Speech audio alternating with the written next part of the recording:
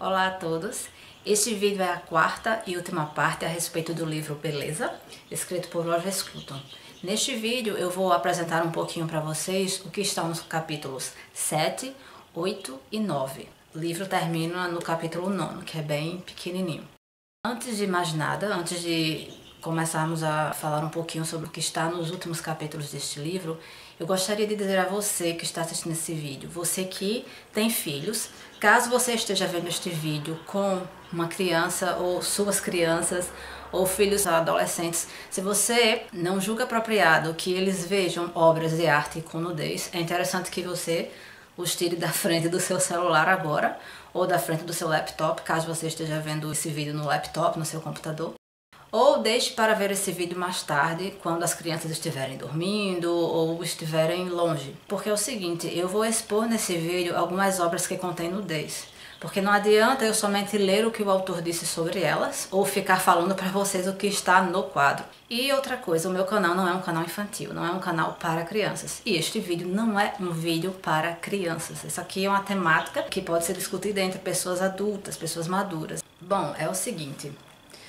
No capítulo 7, que é intitulado Arte e Eros, o autor vai iniciar um tópico bastante interessante, é um tópico intitulado Individualidade, onde ele vai dizer que o nosso rosto, ele revela a nossa individualidade, e nós somos o único da espécie animal cuja individualidade é expressa através do rosto, através da face. Você pega, por exemplo, se você pensar... nos passarinhos, numa espécie específica de passarinho, pode ser qualquer um. Você vai ver que todos os indivíduos daquela espécie vão ter o mesmo rosto. Aliás, vão ter a mesma cara. Tem gente que fala que bicho não tem rosto, né? Que bicho na verdade tem cara. Tanto é que a expressão quem tem cara é cavalo vem disso aí, dessa coisa de que bichos têm cara e seres humanos têm rosto. Quando você olha a cara de um animal, de uma espécie, de um passarinho, de um tipo de passarinho, por exemplo, eles vão sempre apresentar a mesma cara, né? O mesmo aspecto. Diferentemente do ser humano, né? Nós temos sósia. Eu já ouvi certa vez que cada ser humano tem cerca de 7 sósias, né? Cada um de nós tem pelo menos 7 pessoas no mundo bem parecidas conosco. Mas ainda assim, mesmo nós tendo sósias, mesmo nós havendo pessoas muito parecidas com cada um de nós, ainda assim, cada um de nós tem a própria individualidade e ela está expressa no rosto, né? Por mais que existam sósias, mas eles não são iguais. Então, assim, cada pessoa, ela tem a sua própria individualidade, ela tem o seu rosto, e este rosto expressa a individualidade dessa pessoa. Então, o autor diz assim, logo na primeira página do 7º capítulo, a respeito disso. Os seres humanos são os únicos animais a revelarem a própria individualidade em seus rostos. A boca que fala, os olhos que fitam e a pele que cora são sinais de liberdade, caráter e juízo. E cada qual expressa concretamente a singularidade do eu interior.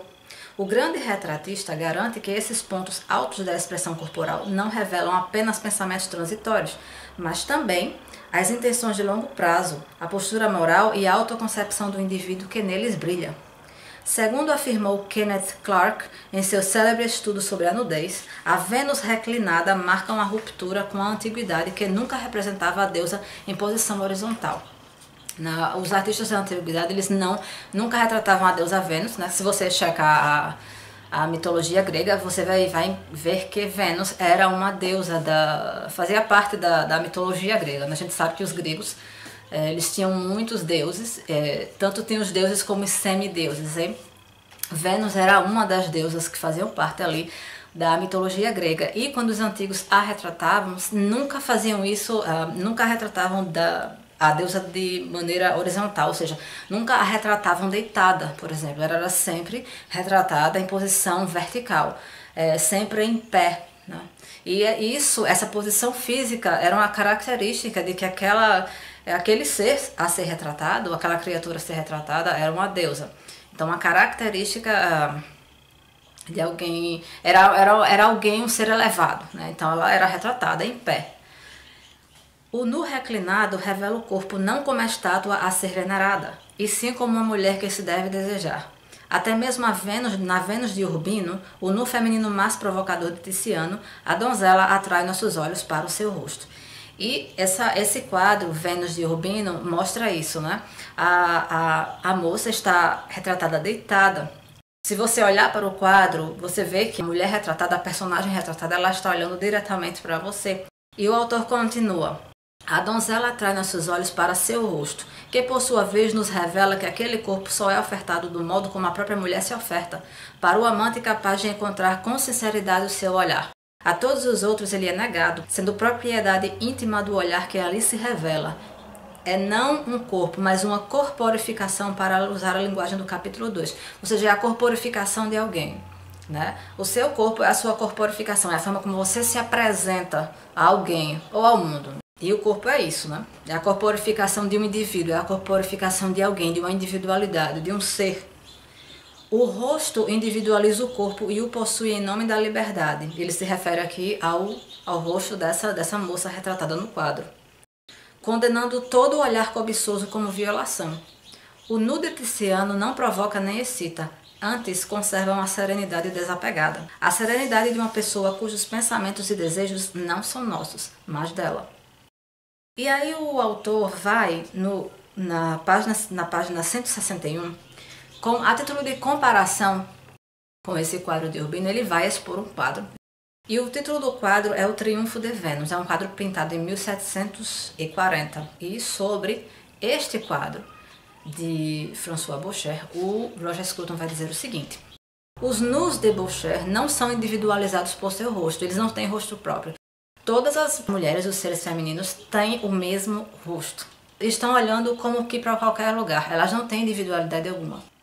Na verdade, o rosto que todos eles ostentam é o mesmo, e trata-se de um rosto que nem rosto é, e sim uma mistura de partes faciais. Os lábios levemente afastados, como se antecipassem um beijo, os olhos visíveis sob cílios baixos, os contornos ovais preenchidos com bochechas coradas, dilatadas como velas acometidas por uma brisa de verão. Todos esses traços revelados brilhantemente de todos os ângulos e sob todas as luzes, revelam um único significado, o de nosso apetite sexual. Os olhos voltam-se para as coisas, mas só há coisas irrelevantes na imagem. Alma nenhuma emana delas. Primeiro, elas nem rosto têm. Elas têm o mesmo rosto, todas iguais, elas não têm uma individualidade, como é o caso do quadro da Vênus de Urbino, né, de Tiziano.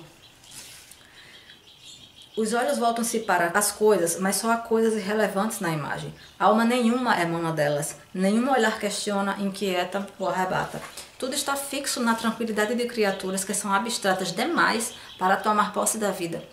As Nereidas do Triunfo de Vênus, as Nereidas aqui são as Nereidas desse quadro, ou seja, essas mulheres que vocês veem nesse quadro com o mesmo rosto de François Boucher, essas Nereidas, né, a palavra Nereidas quer dizer, na mitologia grega, as 50 filhas de Nereu e de Dóris. A gente sabe que os gregos tinham muitos deuses, e esse deus Nereu era o deus marinho, e ele tinha 50 filhas que eram chamadas de Nereidas, por serem filhas de Nereu, ok? Daí o sentido da palavra aqui, as Nereidas do Triunfo de Vênus, ou seja, as Nereidas desse segundo quadro que eu mostrei a vocês. Todas são tanto uma mulher só, como mulheres infinitamente variadas. Casos isolados de um universal cuja vacuidade de expressão deriva do fato de os universais nada terem de especial para expressar, ao contrário dos indivíduos. Em Boucher temos uma pintura do repouso e uma adoração do corpo feminino, ao menos do corpo tal qual era estimado na França do século XVIII. Esse quadro, Triunfo de Vênus, mostra também a forma como o que os franceses entendiam como um corpo feminino bonito. Não obstante, não há ninguém ali. E por que não há ninguém nesse quadro? Porque não tem, primeiro, elas têm o mesmo rosto. Não há ninguém, não há individualidade. E elas estão olhando para qualquer lugar. Aqueles corpos não têm dono nem alma. Não são sequer como os corpos dos animais, uma vez que ostentam o formato do rosto humano, mas destituído do eu que os anima e redime. Além disso, essa ausência de alma rebaixa a pintura.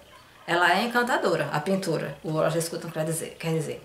Atraente, decorativa, mobília esplêndida. Bela, talvez?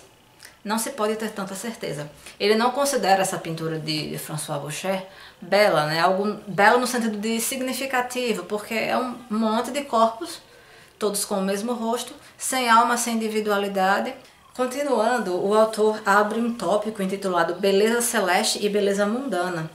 E ele vai aqui comentar sobre um quadro muito conhecido de um pintor chamado Sandro Botticelli. Então o autor continua nesse tópico Beleza Celeste e Beleza Mundana. É tentador comparar essa pintura, ou seja, a pintura de O Triunfo de Vênus, de François Boucher, é tentador comparar essa pintura com a sua famosa antecessora, O Nascimento de Vênus. Do ponto de vista anatômico, a Vênus de Botticelli é uma caricatura disforme, ele se refere ao corpo dela. Ele diz, ela é como se fosse uma caricatura disforme, sustentada sem nenhuma estrutura óssea ou tensão muscular, um apêndice falho para o rosto que se volta com grande avidez, não para o observador, mas para além dele. Mas quem se importa? Temos ali um rosto que sonhamos e pelo qual ansiamos, inesquecível, o rosto de uma mulher idealizada. Não é uma face de uma mulher mortal, mas ainda assim é um rosto, o qual tanto individualiza como mistifica. Isso não quer dizer que devemos achar a Vênus de Botticelli sensual. Ela é uma Vênus do início do Renascimento, movendo-se pelas esferas celestes fora do alcance dos anseios mortais. É por isso que sua imagem é tão inesquecível. Evocando o desejo, aquela mulher se encontra além do desejo tal qual o conhecemos. Em cada Vênus reclinada de Tiziano, lembrem-se do primeiro quadro que eu mostrei. Pelo que eu compreendo aqui, esse pintor Tiziano pintou outros quadros retratando essa deusa da mitologia grega de forma reclinada, deitada. Aí ele diz, né, em cada Vênus reclinada de Tiziano, ou seja, em cada representação que ele fez dessa deusa deitada, não estamos mais na esfera terrestre e sim presos à terra. Ou seja, antigamente ela era pintada de maneira vertical, em pé, representando uma figura de uma deusa, de um ser superior a ser venerado, a ser admirado, a ser adorado.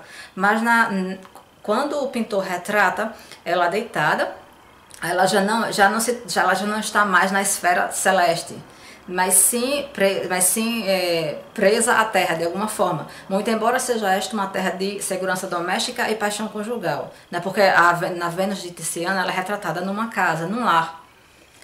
O rosto de um nu do pintor é o rosto de uma mulher individual, que tomou posse de seu ambiente e que se sente decididamente à vontade nele.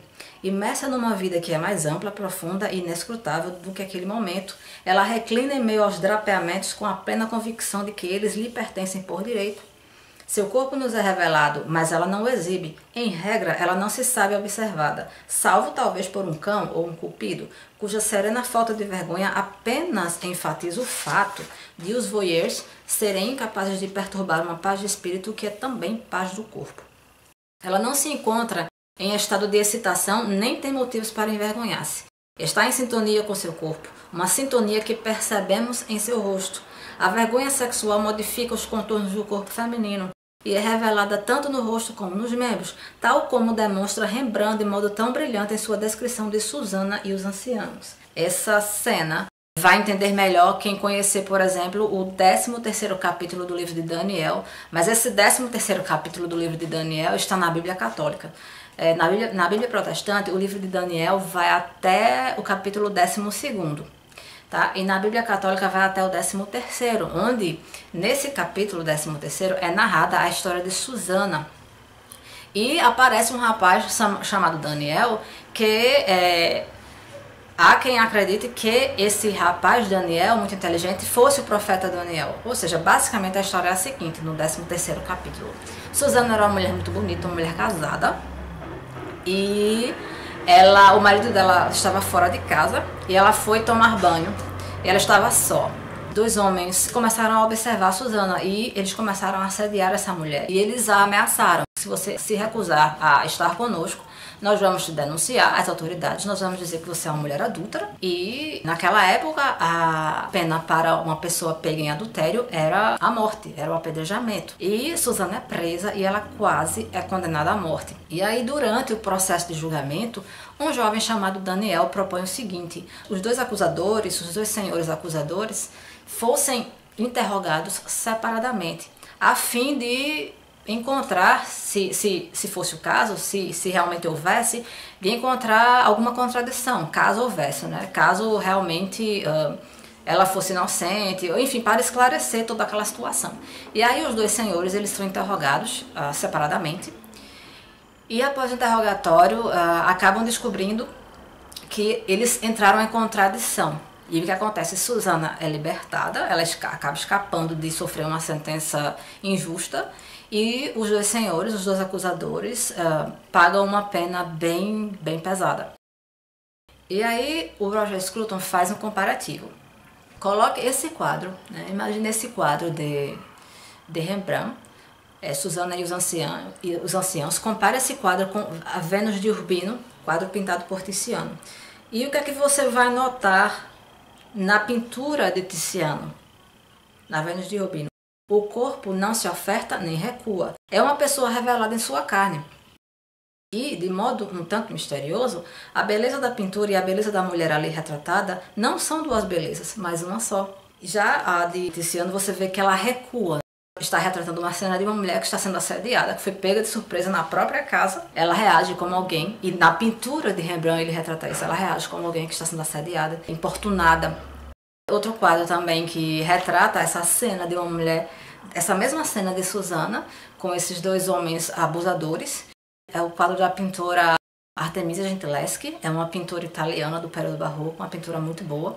Ela pintou um quadro, se não me engano, em 1610, retratando essa cena. No quadro de Rembrandt, a personagem, Susana, tenta esconder um pouco o corpo. Já o de Artemisia Gentileschi, você vê que Susana ela tenta repelir aqueles dois homens. Mas ambos retratam a mesma situação descrita no livro de Daniel, capítulo 13º, da Bíblia Católica.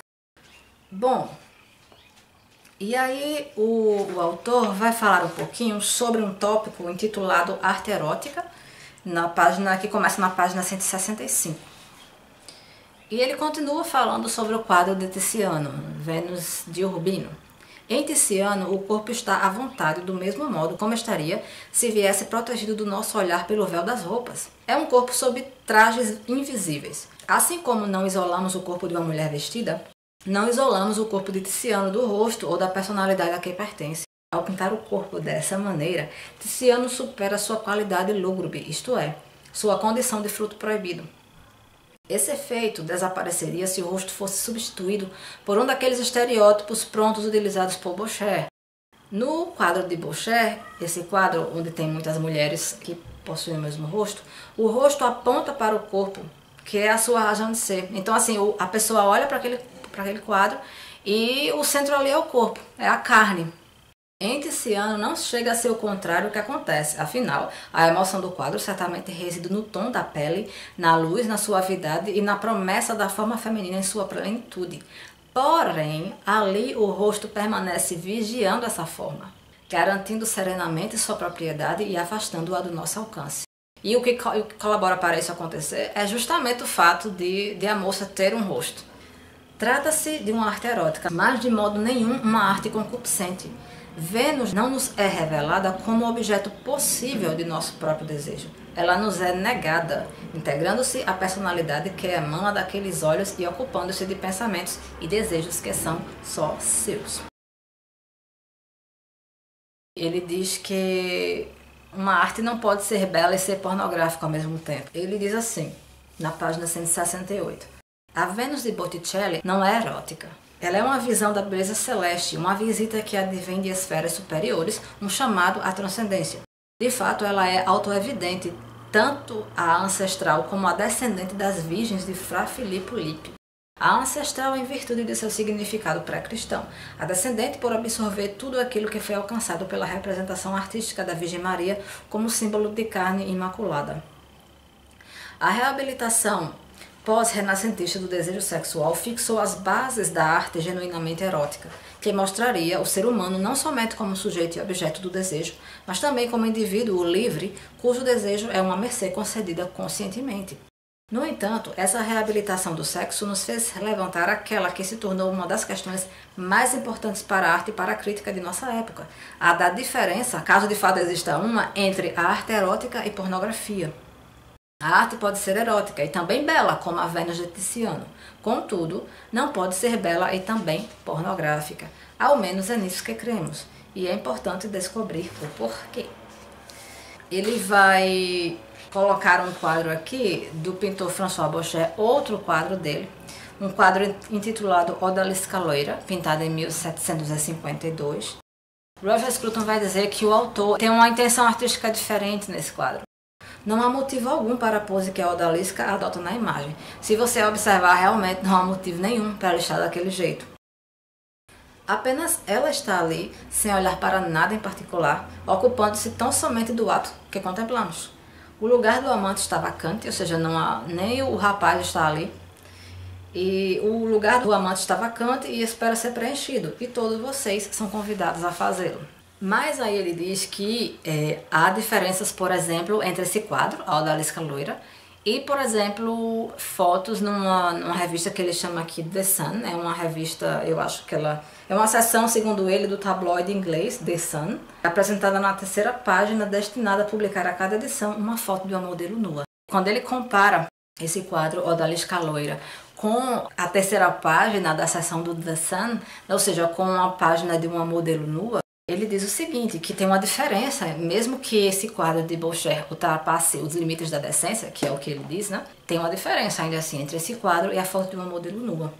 A pintura, no caso, a moça lá da Odalisca Loira, ela é um personagem, ela não é real. Enquanto que a outra, ou seja, a foto, a terceira página do tabloide inglês The Sun, a foto daquela modelo nua é a foto de alguém, é a foto de uma pessoa que tem endereço, que tem nome, de uma pessoa que existe, né? E aí ele vai dizer assim que ainda há uma outra diferença em relação a essas duas, essa pintura de Boucher, e há uma foto de uma modelo nua numa revista, nessa revista ou numa outra revista qualquer.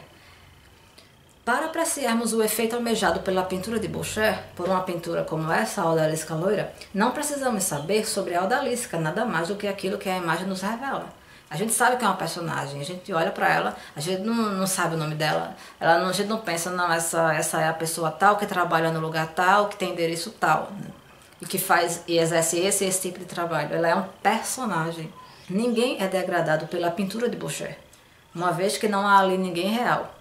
Muito embora a modelo que a inspirou tivesse nome e endereço. Era Louise O'Murphy, que ficava à disposição do rei no Parque dos Servos. Ou seja, o pintor usou como modelo uma mulher, provavelmente ela era uma prostituta ou uma mulher que ficava a serviço de um rei na época em que ela viveu. Mas vejam, essa mulher já morreu. E quando o pintor a usou como modelo, ele não estava pintando aquela Louise. Ele pintou uma personagem, ele botou o nome lá, Odalisca Loira. E quando você olha aquele quadro, você vê um personagem. A ideia não era retratar a Louise, como nas fotos de determinados modelos. Aquela mulher é apresentada como uma invenção, apesar de ter sido retirada da vida. Ela não é de modo nenhum idêntica a um ser humano real. A tela de Boucher baseia-se na linha que separa o estético do sexual, permitindo que nossos pensamentos vagueiem por terrenos proibidos, mas sem serem provocados pelo conhecimento de que aquela mulher é real e está pronta, disponível. O conhecimento, portanto, que nos faz saltar da imaginação à fantasia e da apreciação estética da beleza feminina ao desejo de abraçar um exemplo particular dela. O exame da Vênus de Tiziano indica qual a razão pela qual a pornografia não pertence à esfera da arte. Porque ela é incapaz da beleza em si e porque desacraliza a beleza das pessoas que retrata. A imagem pornográfica é como uma varinha mágica que transforma sujeitos em objetos e pessoas em coisas. Assim, acaba por tirar-lhes o encanto e destruir a fonte de sua beleza. Ela faz as pessoas se esconderem por trás de seus corpos como marionetes manejadas por cordões ocultos. Existe, contudo, uma forma melhor de ver as coisas, a qual explica boa parte daquela velha moralidade que muitos hoje consideram inquietante. De acordo com essa perspectiva, meu corpo não é propriedade minha, mas, para empregarmos o termo teológico, ele é a minha encarnação, ou seja, ele é a forma como eu me apresento em carne, é a minha corporificação, a forma como eu me apresento no mundo. Meu corpo é um sujeito tanto quanto eu, e não um objeto. Eu o possuo na mesma medida em que possuo a mim mesmo. Estou inextricavelmente ligado a ele, e tudo aquilo que é feito com meu corpo é feito comigo. Você e seu corpo não são duas coisas distintas, de modo que vender o corpo endurece a alma. E aquilo que se aplica à prostituição, aplica-se também à pornografia. Ela não é um tributo à beleza humana, mas sua dessacralização. O autor vai dizer aqui que no local onde a civilização, a cultura é influenciada pelo cristianismo, é entendido o seguinte, que tudo que você faz com o seu corpo afeta o espírito. Ou seja, se você não é somente corpo, se você é corpo e espírito, o que você faz com o seu corpo afeta o seu espírito. E o que você faz com o seu espírito vai afetar o seu corpo, porque você é corpo e espírito, ou corpo e alma, ou corpo, espírito e alma. O autor diz assim, na página 176, que é a última página do capítulo 7º. A comparação entre pornografia e arte erótica revela-nos que o gosto está enraizado em nossas preferências mais amplas e que essas preferências expressam e estimulam certos aspectos do nosso próprio caráter moral. O ataque à pornografia é o ataque ao interesse a que ela serve. O interesse em ver as pessoas reduzidas a seus corpos, objetificadas como animais, reificadas e obscenizadas. Trata-se de um interesse que muitos têm, mas está em oposição à nossa humanidade. No capítulo 8, intitulado A Fuga da Beleza, há um tópico aqui interessante, né, onde ele vai falar sobre um tópico intitulado A Apologia Modernista. No documentário Why Beauty Matters, Porque a Beleza Importa, um documentário que a BBC estreou. Eu acho que eu o mencionei no primeiro vídeo. E nesse documentário ele fala que existe uma coisa que ele chama de culto ao feio. Essa necessidade de promover a feiura a todo custo. Muitos artistas tentam forçar isso. Ele diz que que existe uma espécie de repúdio à beleza, uma vontade de escapar da beleza, né? Um esforço por isso. E ele diz aqui num tópico intitulado A Apologia Modernista o seguinte: o repúdio à beleza é alimentado por uma visão particular da arte moderna e de sua história. Segundo muitos críticos em atividade hoje, a obra justifica a si mesma ao anunciar-se como visitante do futuro. Isso é o que dizem muitos críticos de hoje, tá? O valor da arte é o valor do choque. Lembram que eu falei que a gente parece que há uma necessidade em certos artistas de querer chocar. Eles querem ofender e você vê constantes exposições de desacralização, de pegar objetos sagrados para determinado grupo e desacralizá-los ou apresentá-los de uma maneira como se eles não fossem especiais. O valor da arte é o valor do choque para esse pessoal, né? De acordo com ele aqui. Ele existe para nos conscientizar de nossa complicada situação histórica e recordar-nos de que a única coisa permanente na natureza humana é a mudança cessante. Desse modo, os historiadores da pintura lembram a todo momento a arte de salão de meados do século XIX, a qual estava longe de ser arte precisamente porque derivava de um repertório de posturas já esgotadas. E a resistência inicialmente encontrada por Manet, a quem Baudelaire elevou à condição de o pintor da vida moderna, eles nos recordam da grande força liberada pela iconoclastia de Manet e dos choques sucessivos causados ao sistema à medida que cada experimento se concretizava, até o momento em que a pintura figurativa, enfim, passou a ser vista pela maioria como coisa do passado. A gente sabe que na história da arte houveram diversos períodos, né? Quando a gente pensa na história do Ocidente, por exemplo, as pessoas costumam dividir em diversos períodos. Por exemplo, até o período do ano 1450 era a Idade Média, né? Do ano 1 ao ano 1450. Do ano 1450, mais ou menos, até o ano 1600 é o período da Renascença, ou Renascimento, que a gente observa, né, quando você olha, por exemplo, as pinturas da Idade Média e as compara com as pinturas da Renascença, você vê que já houve um avanço muito grande, né, um desenvolvimento muito grande, daí o nome Renascimento. Claro que não é somente por isso, mas a gente vê na arte, mais precisamente, um florescimento grande, né, um desenvolvimento muito grande, especialmente na arte da música, na arte da pintura. E o autor está, quando ele fala,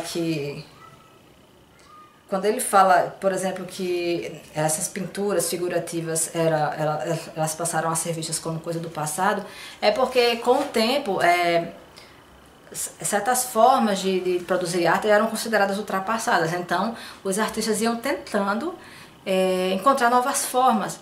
Daí a gente vê, por exemplo, depois do Renascimento, Tem o período barroco vai ali do ano 1600 ao ano 1750, que é o ano da morte de Johann Sebastian Bach, né, termina o barroco.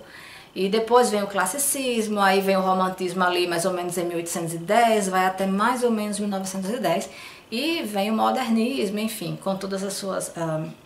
com todos os seus representantes também. Então, na história da arte, você vê que há diversos períodos. Claro, esses anos que eu dei, eles não quer dizer que as pessoas produziam arte de determinada maneira até o ano X, né? A partir do ano Y as pessoas passaram a produzir dessa forma. Não, mas o que a gente entende é o seguinte, que os estudiosos do período da história do Ocidente dividem dessa forma para compreender melhor os avanços, para compreender melhor as novidades que foram surgindo, as formas diferentes de produzir outras coisas. Claro que há pessoas produzindo música clássica, por exemplo, até hoje. Mesmo com tantos estilos diferentes que foram surgindo ao longo de todo esse tempo, mas tem gente produzindo música, como se produzia séculos atrás, enfim, não parou. Mas essas divisões de anos é para a gente compreender o período que começaram a ocorrer certas mudanças, certas novidades, certas formas de ver determinada coisa, né, determinada arte. E, bom, interessante notar que o autor fala que certos artistas modernistas, quando eles desejavam criar novas formas de produzir determinado tipo de arte, eles não queriam destruir a tradição artística toda que tinha acontecido antes dele, né? todo aquele período. Não, eles queriam criar algo novo, mas continuar produzindo arte, algo novo que pudesse haver beleza, enfim. Segundo essa história, o objetivo do artista moderno não é romper com a tradição. Ele conhece a tradição, ele dá valor a ela, mas ele ao mesmo tempo ele quer criar novas formas de continuar com a arte. E o objetivo dela não é romper, não é quebrar com ela, não é fingir que ela nunca existiu ou não querer nenhum vínculo. O objetivo do artista moderno, segundo ela, segundo isso, é recuperar a tradição num contexto para o qual o legado artístico pouco ou nem sequer se preparou. Essa história não se volta para o passado do agora, ela se debruça sobre sua realidade presente, isto é, sobre o lugar a que chegamos e cuja natureza deve ser compreendida como um contínuo. Se, nas circunstâncias modernas, as formas e os estilos artísticos devem ser reformulados, não é para que repudiemos a velha tradição, e sim para que esta velha tradição seja restaurada. O artista moderno esforça-se para expressar realidades que não eram encontradas antes e que são especialmente difíceis de abarcar. Contudo, isso só pode ser feito se o capital espiritual de nossa cultura for aplicado ao presente e o revele como realmente é. Para Eliot e seus colegas, portanto, não poderia haver arte moderna verdadeira que não fosse também uma busca pela ortodoxia, uma tentativa de capturar a natureza da experiência moderna por meio de seu cotejo com as certezas de uma tradição viva. Então vejam, a postura de artistas como esse aqui, de acordo com Roger Scruton, é completamente diferente de certos artistas da arte mais recente, né? Que eles tentam romper com a tradição artística a todo custo, enquanto que esses que ele citou, eles não queriam romper com a tradição artística, eles conheciam a tradição, eles a valorizavam, eles entendiam a contribuição dela, eles queriam criar novas formas, mas de modo, no entendimento deles, para recuperá-la, não para acabar com ela, não para destruí-la, não para desconstruí-la, se alguns preferirem esse termo. Talvez você julgue o resultado de tudo isso impenetrável, ininteligível, até mesmo feio, como muitos fazem no caso de Schoenberg, por exemplo. Porque tem muitos compositores, né, compositores que adotam o método serial de 12 tons, que adotam essas formas de atonalismo, por exemplo, que é uma forma de você compor músicas sem um tom definido, né? O compositor que usa o atonalismo em suas composições, quando você ouve as composições dele ou dela, você não sabe se a composição está em Lá maior, se está em Ré menor, não tem nota de descanso, é uma coisa atonal, né? Não tem uma direção que teria uma música atonal. Mesmo esses compositores como Schoenberg, Quando eles compunham essas músicas, adotando um tipo de composição que diferente da que até então era adotada, eles não queriam destruir a tradição musical, destruir toda a herança musical que eles tinham até aquele momento. Ao contrário, eles queriam renová-la, de acordo com o Roger Scruton aqui, queriam renová-la como um veículo. Por exemplo, é o caso do escritor Eliot, do compositor Schoenberg. Eles desejavam renovar a tradição em vez de destruí-la e renová-la como um veículo em que a beleza e não a banalidade, mais uma vez, seria a norma. Eles queriam, com aquela nova forma que eles estavam apresentando, eles queriam colocar a beleza, eles queriam fazer com que de algum modo a beleza pudesse voltar à arte. Ele conclui mais à frente o capítulo 8, dizendo o seguinte: a beleza está sumindo de nosso mundo porque vivemos como se ela não importasse. E nós vivemos dessa forma porque perdemos o hábito do sacrifício e buscamos sempre evitá-lo. A falsa arte de nosso tempo, atolada como está no kitsch e na dessacralização, dá sinais disso. É característico dos seres racionais o fato de eles não viverem apenas no presente, se é que jamais o façam. Eles têm a liberdade de desprezar o mundo que os circunda e viver de maneira diferente. A arte e a literatura, a música de nossa civilização nos recordam disso, tal como apontam para o caminho que se encontra sempre à sua frente, o caminho que se afasta da sacralização e conduz ao sagrado, ao sacrificial. É isto, em suma, o que a beleza nos ensina.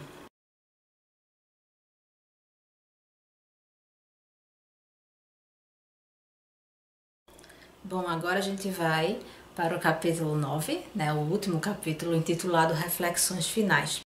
E uma coisa que a gente nota ao longo deste livro, até os seus momentos finais, até os últimos parágrafos, até o último capítulo, é que o autor em nenhum momento ele define o que é a beleza. E uma coisa interessante a respeito deste livro aqui, que eu gostaria de mencionar antes de continuar a falar um pouco sobre o 9º capítulo, é que na versão original, na versão em inglês, esse capítulo é intitulado Beauty, A Very Short Introduction, ou seja, beleza, uma breve introdução. Então me parece que, a julgar por esse título, Roger Scruton talvez tivesse a intenção de continuar ainda a discutir sobre esse tema da beleza. E como a gente sabe, eu falei sobre isso no primeiro vídeo a respeito deste livro. Eu disse que ele faleceu em janeiro deste ano, de 2020. Ele lutava contra um câncer e durante vários meses e acabou falecendo esse ano. Mas eu penso que se ele tivesse mais tempo, se ele estivesse vivo, talvez ele tivesse continuado a discutir um pouco mais sobre esse tema em outras obras. Eu digo isso considerando o título desse livro no original, porque para o português, a versão em português é intitulada apenas Beleza, mas a versão em inglês é intitulada Beauty, A Very Short Introduction, ou seja, Beleza, uma breve introdução. Então eu penso que talvez ele quisesse continuar a discutir sobre esse tema, não sei.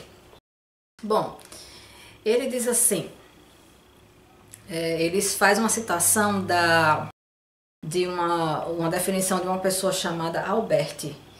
O belo é aquilo do qual nada pode ser tirado e ao qual nada pode ser acrescentado sem que se consiga algo pior. Vou repetir a frase. O belo é aquilo do qual nada pode ser tirado e ao qual nada pode ser acrescentado sem que se consiga algo pior. Isso na página 205, tá? Logo na primeira página do capítulo 9. E aí na página seguinte, ele coloca a imagem de um frontispiece intitulado A Análise da Beleza. E ele fala, citando uma frase que a gente conhece muito, que é aquela frase, a beleza está nos olhos de quem vê. Então uma frase como essa, né, de acordo com ele aqui, pressupõe que não existe uma propriedade objetiva que não nos seja reconhecível e sobre cuja natureza e valor podemos concordar? Ele faz uma pergunta, né? Minha resposta é tão somente esta. Tudo o que afirmei acerca da experiência da beleza insinua que ela possui fundamentos racionais. Desafia-nos encontrar significados em seu objeto, traçar comparações críticas e examinar nossas próprias vidas e emoções à luz do que descobrimos. A arte, a natureza e a forma humana, tudo isso nos convida a colocar essa experiência no centro de nossas vidas. Se assim o fizermos, ela nos proporcionará um local de refrigério do qual jamais nos cansaremos. No entanto, conceber essa possibilidade e ainda assim sentir-se livre para ver a beleza como mera preferência subjetiva ou como uma fonte de prazer transitório é equivocar-se quanto à profundidade com que a razão e o valor adentram nossas vidas. É mostrar-se incapaz de ver que, para um ser livre, existem um sentimento certo, uma experiência certa e um prazer certo, tanto quanto existe uma ação certa. O juízo da beleza ordena as emoções e os desejos daqueles que os emitem. Ele pode muito bem expressar seu prazer e seu gosto, porém, trata-se de um prazer naquilo que eles valorizam e do gosto por seus verdadeiros ideais. Antes de terminar este vídeo, eu gostaria de mostrar a vocês a primeira versão em inglês do livro Beleza e a segunda versão. Na versão mais antiga, em inglês, tem uma capa diferente da versão mais moderna. A versão antiga é uma capa muito mais bonita, na minha opinião, do que a capa da versão em inglês mais recente. Ela é a capa de um rosto feminino de perfil. Este rosto, nesta capa antiga que vocês acabaram de ver, ele é o detalhe de um retrato. E esta é a capa mais recente do livro Beleza, da versão em inglês. Como vocês viram, são capas bem diferentes. Eu particularmente gosto muito mais da primeira capa, da primeira versão. Eu acho que tem muito mais a ver com o tema que o livro trata, tem muito mais relação. Bom, é o que eu acho. É isso, pessoal. Até o próximo vídeo. Tchau, tchau.